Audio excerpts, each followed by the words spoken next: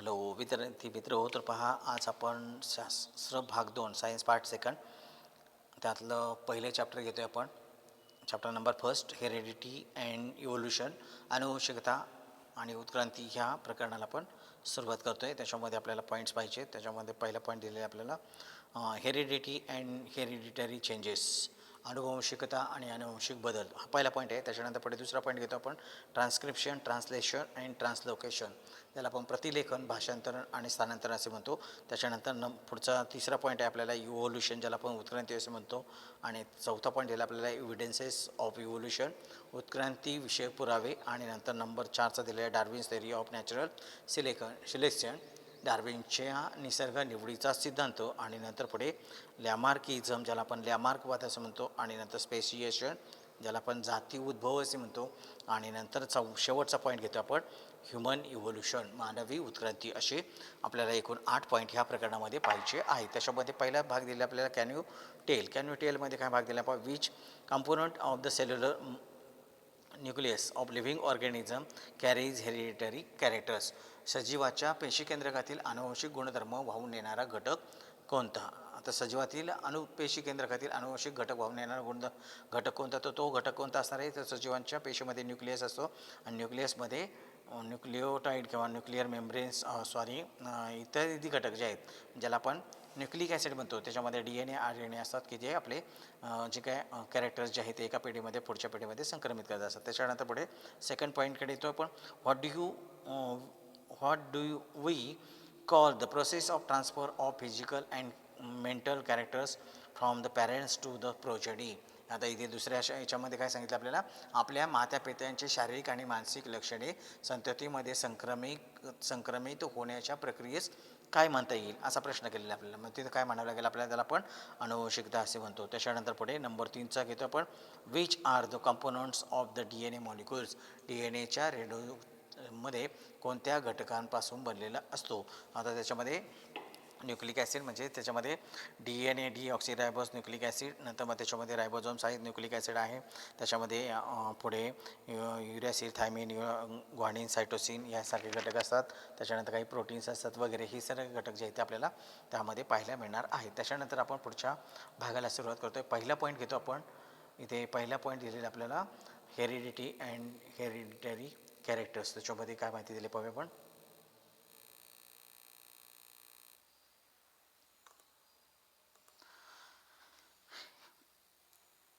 पहिला पॉईंट घेतो आपण हेरिडिटी अँड हेरिडिटरी कॅरेक्टर्स. त्याच्यामध्ये महत्त्वपूर्ण चेंजेस कोणते दिलेत पहा. त्याच्यामध्ये अनुवंशिकता आणि अनुवंशिक बदल, हेरिडिटी अँड हेरिडिटरी चेंजेस. त्याच्यामध्ये you know that the heredity is the transfer of biological characters from one generation to the next generation via genes. हे तुम्हाला माहितीच आहे की जैविक लक्षणे जे आहेत ते एका पिढीमधून दुसऱ्या पिढीमध्ये संक्रमित होतात. आणि त्यासाठी आवश्यक असलेला घटक कोणता, तर तो जीन्स आहे. म्हणजे जनुकांमार्फत गुणधर्म जे आहेत ते एका पिढीतून दुसऱ्या पिढीमध्ये संक्रमित होतं, असं त्याला आपण काय म्हणतो, हेरिडिटी असे म्हणतो. हेरिडिटी म्हणजे एका पिढीतून दुसऱ्या पिढीमध्ये जे काही कॅरेक्टरिस्टिक जे आहे ते संक्रमित होण्याची प्रक्रिया, त्याला आपण काय म्हणत असतो, हेरिडिटी असं म्हणत असतो. Gregor Johan Mendel is a pioneer of the modern genetics. Pioneer म्हणजे काय, ज्याला आपण प्रारंभ करणारा, म्हणजे जनुकीय शास्त्रामध्ये आधुनिक अनुवंशिकतेचा प्रारंभ हा जोहन मेंडल यांनी केलेला आहे. म्हणजे त्याचं मूळ कुठं आहे, तिथे त्याचं जेनेटिक्सच्या अनुवंशिकेचा प्रारंभ हा ग्रेगर जोहन मेंडल यांनी केलेला आहे. He took a long time to understand the conclusions of his research about the hereditary. मग त्यांनी जवळपास काय केलेले आपल्याला इथे त्या एक बराचसा कालावधी संशोधन करून अनुवंशिकतेबद्दलचे निष्कर्ष शोधून काढलेले आहे. त्यांनी कन्क्लुजन्स काढले म्हणजे निष्कर्ष शोधून काढलेले किंवा बरेचशी संशोधनं केल्यानंतर पुढे in 1901 a reason behind the sudden changes were understood due to the mutational theory of the Hugo de Vries. याच्यामध्ये हा पुढचा शास्त्रज्ञ की त्याच्यामध्ये काय केलं त्याने त्या विगो द रीस ह्या शास्त्रज्ञांनी त्याच्या उत्परिवर्तनाचे सिद्धांत जे आहेत, म्हणजे जे म्युटेशन वगैरे जे आहे ते म्युटेशन याचे सिद्धांत मांडलेले आहेत. त्यानंतर पुढे such a changes were understood due to the mutation theory. तिथे अशा प्रकारचे बदल कसे होतात, तर जे म्युटेशन जे आहे ज्याला आपण उत्परिवर्तन असे म्हणतो, हे उत्परिवर्तन कशामुळे होते, कसे होते, हे ह्युगो द रीस या शास्त्रज्ञाने मांडलेले आहे.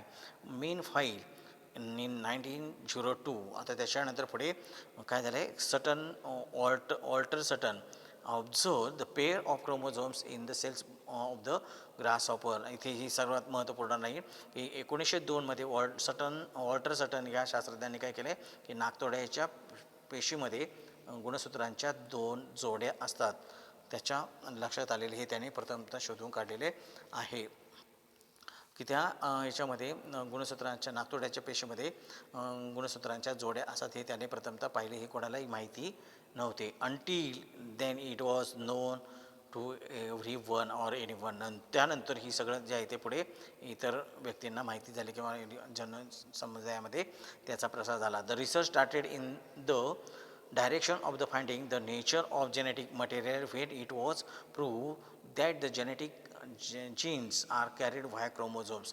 नंतर पुढे जनुकांचे वहन गुणसूत्रांमार्फत होते हे सिद्ध झाल्यामुळे आनुवंशिक सामग्रीचा ओळखण्याच्या दृष्टिकोनातून संशोधन सुरू झाले. नंतर पुढे काय झाले की त्याच्यामध्ये संशोधन झाल्यानंतर पुढे काळाच्या ओघात संशोधन झाल्यानंतर पुढे काय लक्षात आलं, nature of genes material, genetic material म्हणजे जनुकांचे संशोधन झाले. त्याच्यानंतर हे जे काही जनुक जे आहे ते genes carried out the via chromosomes मार्फत ते जीन जे आहे ते एका पिढीतून दुसऱ्या पिढीमध्ये संक्रमित होतात हे त्यांच्या लक्षात आले. Through which in 1944 the trio of the scientist Oswald every, त्याच्यामध्ये पहिल्यांदा दिले आपल्याला ऑसवाल्ड एव्हरी. त्याच्यानंतर पुढे मॅकलिन मॅकार्थी ही औद्योगिक घटनेचे महत्त्वपूर्ण शास्त्रज्ञ तिघे जण ते पहा. त्याच्यामध्ये पहिला घेतला आपण ऑसवाल्ड एव्हरी, त्याच्यानंतर मॅकलिन मॅकॉर्थी आणि नंतर पुढे कॉलिन मॅक्लॉईड. हे 3 शास्त्रज्ञ यांनी काय केले, प्रूव्ह दॅट, त्यांनी काय केले, सिद्ध केले सिद्ध the viruses in all living organism have DNA genetic material, की विषाणूच्या ह्याच्यामध्ये त्या तिघांनी काय सांगितलं, विषाणू वगळता एक्सेप्ट व्हायरस, त्याने विषाणू वगळता इतर सर्व ऑर्गॅनिझममध्ये काय असतात तर त्याच्यामध्ये DNA जेनेटिक मटेरियल घेऊन जाणारे घटक असतात. म्हणजे इतर सर्व घटकांमध्ये, म्हणजे फक्त विषाणू वगळता इतर सर्व सजीवांमध्ये काय असतात, DNA.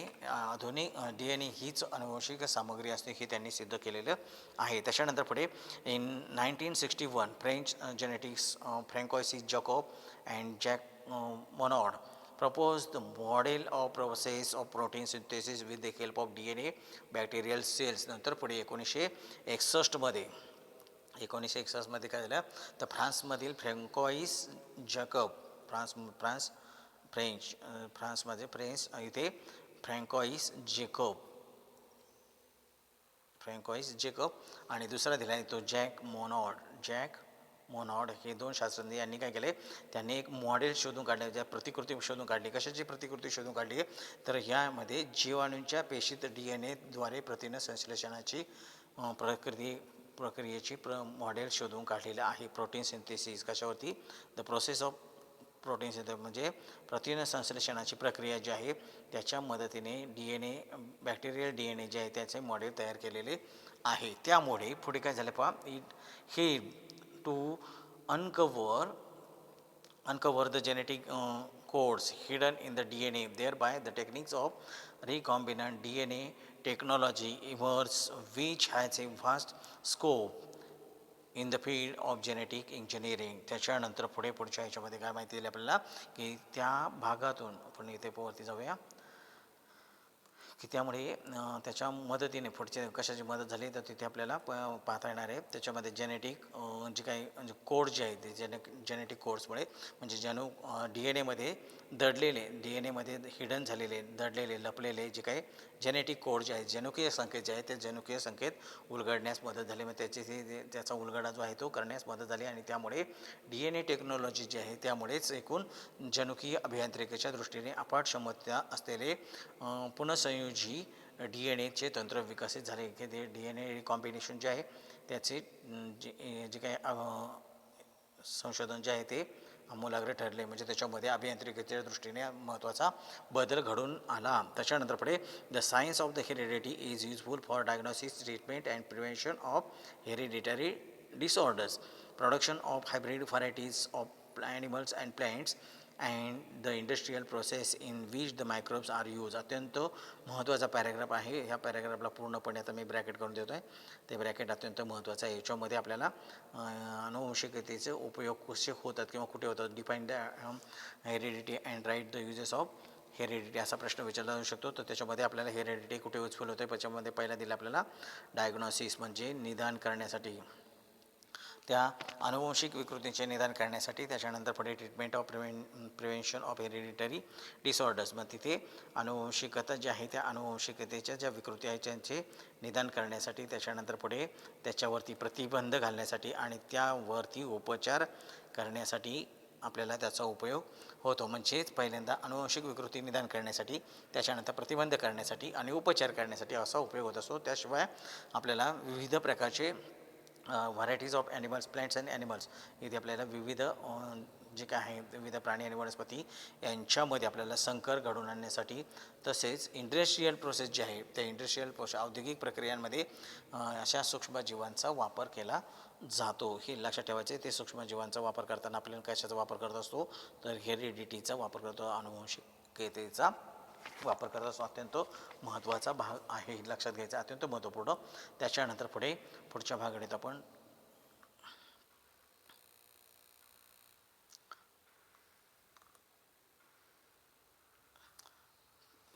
पुढच्या पॉईंटकडे येतो आपण, तो ट्रान्सलेशन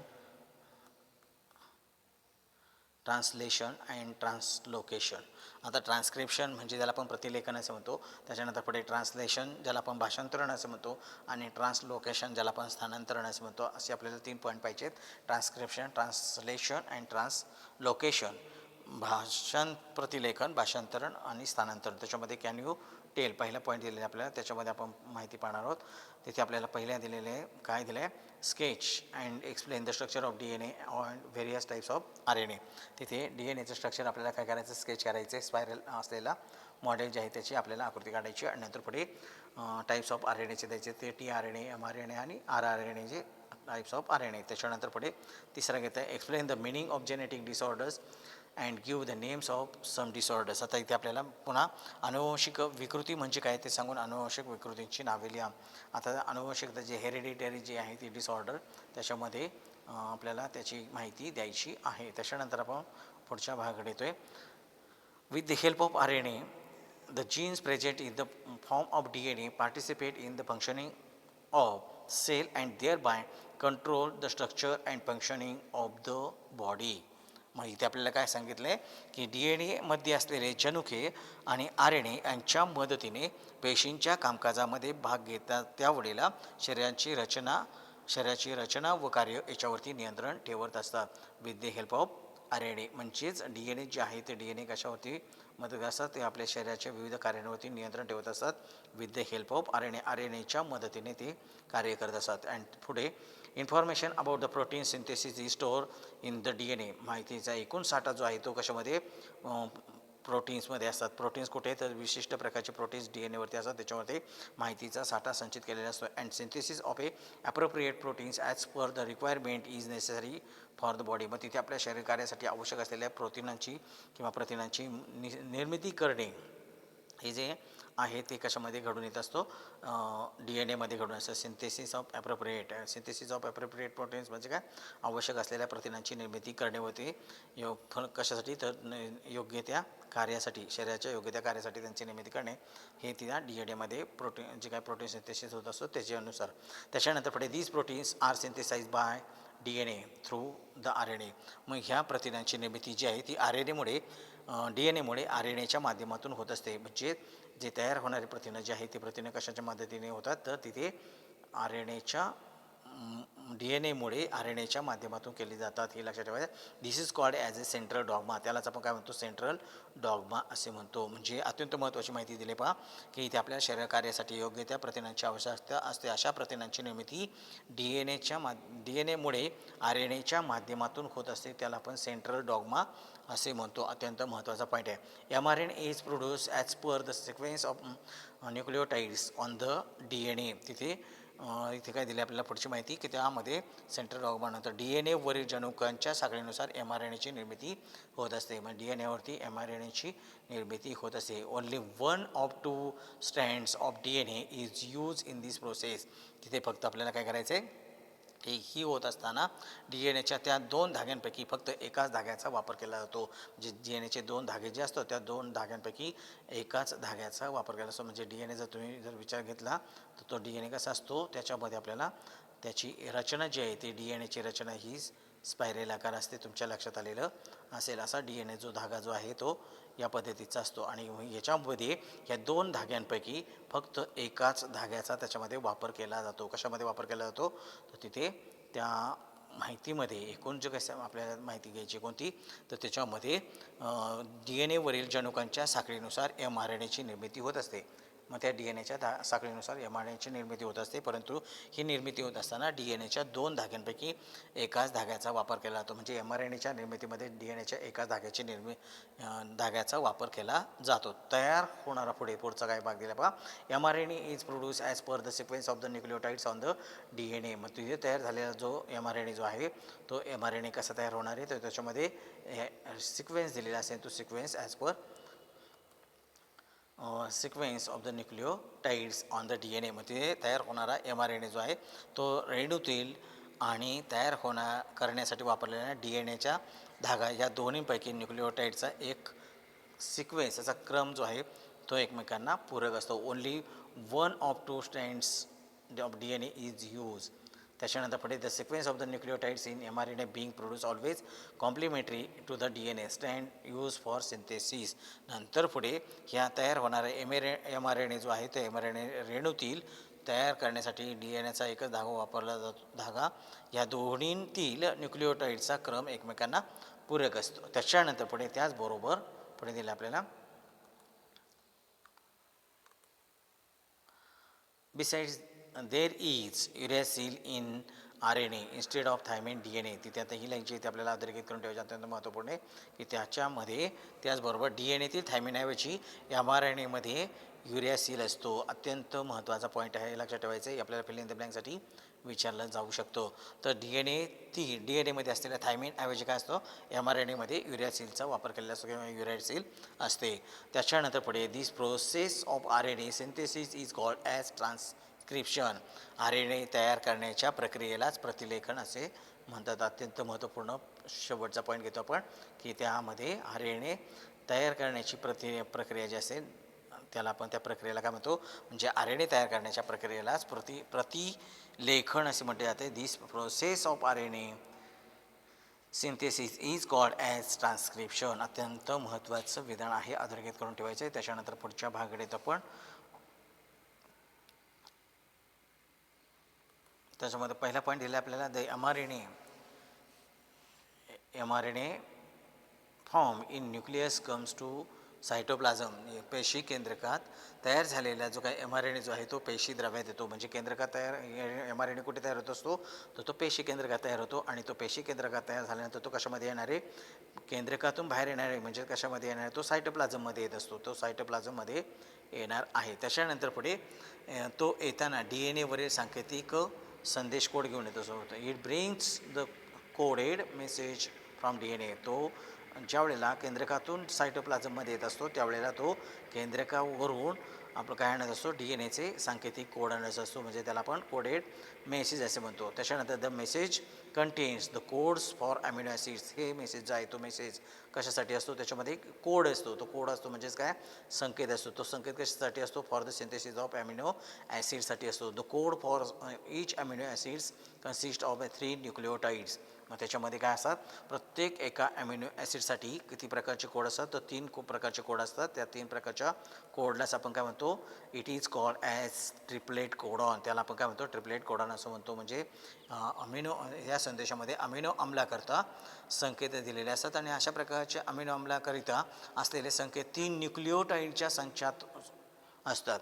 म्हणजे 3 न्यूक्लिओटाईड्स असतात. हे 3 न्यूक्लिओटाईड जे आहेत ते प्रत्येक अमिनो अम्लासाठी असे असतात आणि त्याला आपण काय म्हणतो, ट्रिपलेट कोडॉन असे म्हणतो. त्याच्यानंतर पुढे doctor Hargobind Khorana is the scientist of Indian origin has made an important contribution in the discovery of the triplet codon for 20 amino acids. इथे भारतीय वंशाचे असलेले डॉक्टर हरगोविंद खुराना जे आहेत त्यांनी काय केलेले आहे, कशा प्रकारचे ट्रिपलेट कोडॉन जे आहे ते ट्रिपलेट कोडॉन शोधून काढलेले आहेत. किती याच्यासाठी, तर 20 ॲमिनो अम्लांसाठी 20 ॲमिनो अम्लांसाठी अशा प्रकारचे ट्रिपलेट कोडॉन त्यांनी शोधून काढलेले आहे. त्याच्यामध्ये महत्त्वाचं कंट्रीब्युशन आहे, महत्त्वाचा सहभाग त्याच्यामध्ये आहे. त्याच्यानंतर पुढे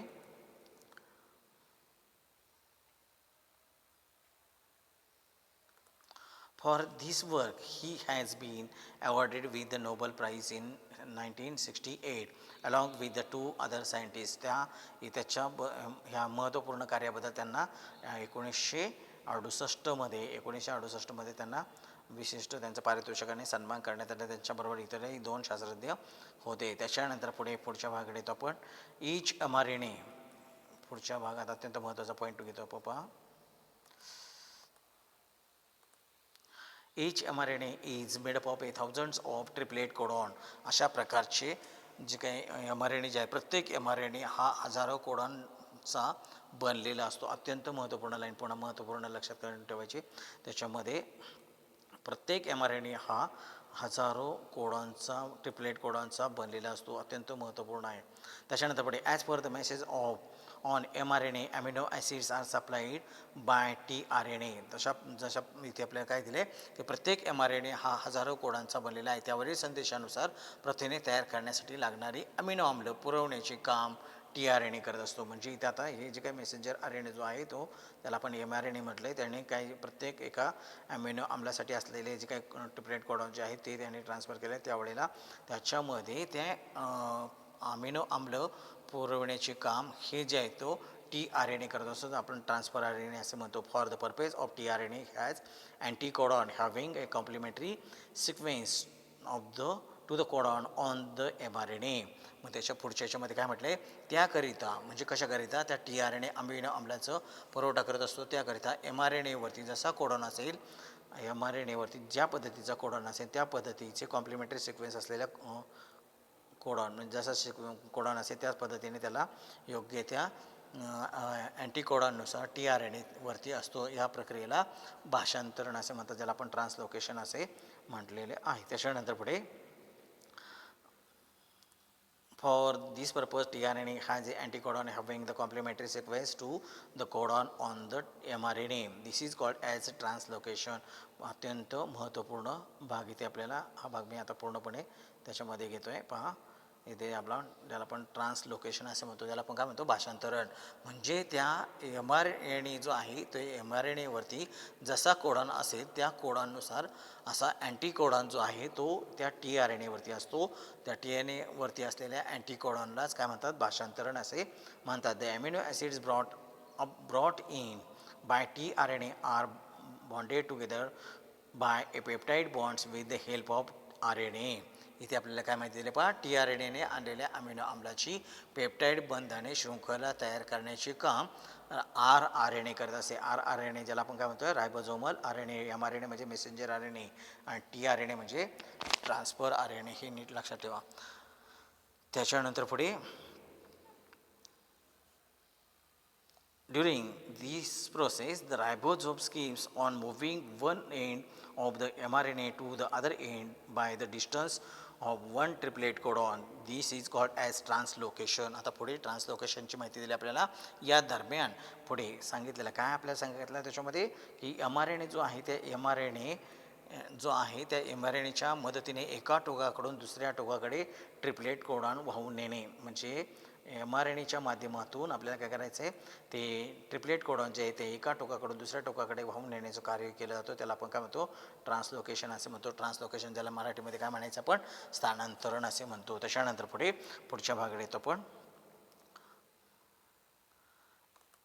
सच many chains come together to form a complex proteins. अशा पद्धतीने प्रथिनांच्या अशा अनेक शृंखला एकत्र येण्याने गुंतागुंतीचे प्रथिने तयार होतात. असे अनेक मेनी, आता इथे दिले आपल्याला मेनी प्रोटीन्स, त्याच्यामध्ये ते एकत्रित येणार असे असंख्य घटक जे आहेत ते एकत्रित येतात. त्यामुळे एक चेन तयार होते आणि एकत्रित आल्यामुळे त्यामुळे कॉम्प्लेक्स असो प्रोटीन्स तयार होतो, की ज्याला आपण क्लिष्ट असं प्रथिने तयार झालेले असं आपण म्हणतो. गुंतागुंतीची प्रथिने तयार होतात.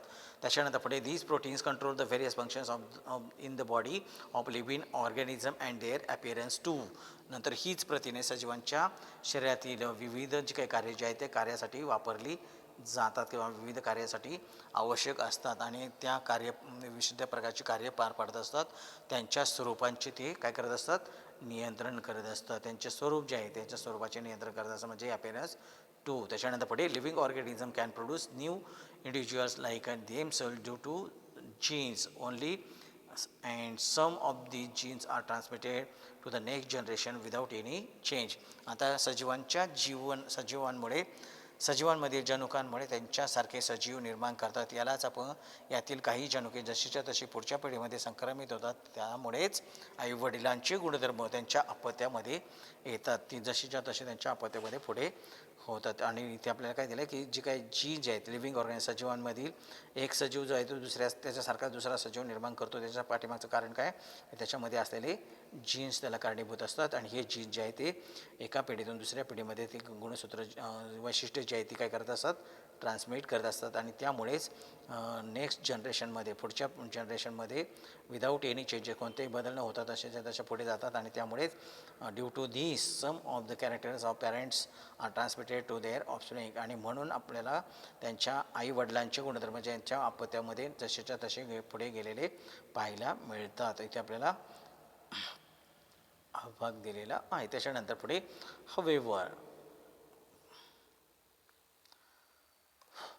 However, sometimes sudden changes occur in these or those genes. आता तथापि त्याच्यामध्ये काही जीन्समध्ये असे काही बदल होतात. ते बदल कसे, मग त्याच्यामध्ये बदल झाला म्हणजे एका धाग्यावरील जीन जे आहे तो दुसऱ्या धाग्यावर गेला तर त्याला आपण म्युटेशन असं म्हणतो. आणि मग त्यावेळेला काय होतं, sometimes any nucleotide of a gene changes its position that causes a minor change which is nothing but the mutation. की त्याच्यामुळे काय होतं की काही याच्यामध्ये, परंतु काही वेळा जनुकांमध्ये अचानक बदल होतो आणि जनुकांतील एखादी न्यूक्लिओटाईड जे आहे ते अचानक आपली जागा बदलते आणि त्यामुळे लहानसा बदल घडून आल्याचेच पाहायला मिळते. त्याला आपण काय म्हटलं, म्युटेशन असं म्हटलं आहे, ज्याला आपण उत्परिवर्तन असे म्हणतो. म्युटेशन म्हणजे उत्परिवर्तन होणे, की त्याच्यामुळे जीन जो आहे तो आपली जागा बदलतो आणि जागा बदलल्यामुळे त्याच्यामध्ये काही मायनर चेंजेस आपल्याला पाहायला मिळतात. ते मायनर चेंजेस जे आहे ते पाहायला मिळाले त्याला आपण म्युटेशन असं म्हणतो, त्याला आपण उत्परिवर्तन असे म्हणतो. त्याच्यानंतर पुढची लाईन दिलेली आपल्याला, सम